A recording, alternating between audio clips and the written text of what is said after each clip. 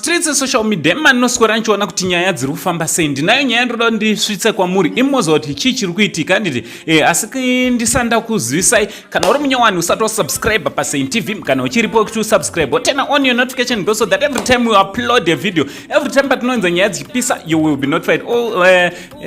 Also vazukuru, don't forget kuenda kuno like nekufollow our Facebook page ne Instagram account yedu yakanzi Saint TV official ku page rakanzi Saint TV handiti ndichita kuti zviri kudi kwese kwamuri vazukuru vasekuru Saint.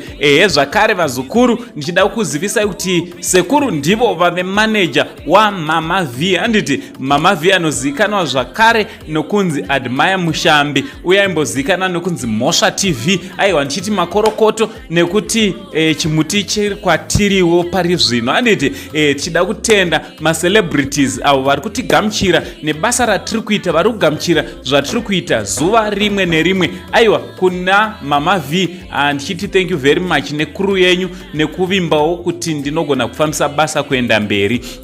Vazukuru ndichita zviri kudi kwese kwamuri vazukuru vasekuru Saint. Nyaya yandauya nayo vazukuru inyaya yeguwa handiti. Inyaya yeguwa zvaiitwa na Ana Chibaby Honde ndezvino izvi handiti. Ndo zvaitwa naAna Chibaby Honde kureva kuti adzima umwe wakambodanana naye obva asara ari ega zvake pamufananidzo. Mapictures ataimbotaura kuti vachamaita sei havarase mapictures anenge achirwadza kurasa handiti. Anenge achitoshawa ndodambura sei, so Ana azodambura chimwe chipisi chisisipo handiti. Zizoe obva azviitawo obva dayo bati aiwa ndingasaririra handiti my London. Sekuziva kwenyu kuti pane post rakambonetsa Zizo na Ana vachiratidza kuti vane kaconversation kanogona kungopedza vanhu vave murudo handiti.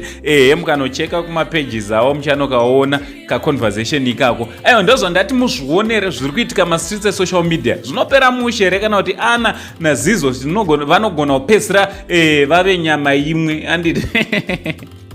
Vanogona kupedzisira pane zvaakuitika. Ameno macelebrities, anything is possible in the celeb world.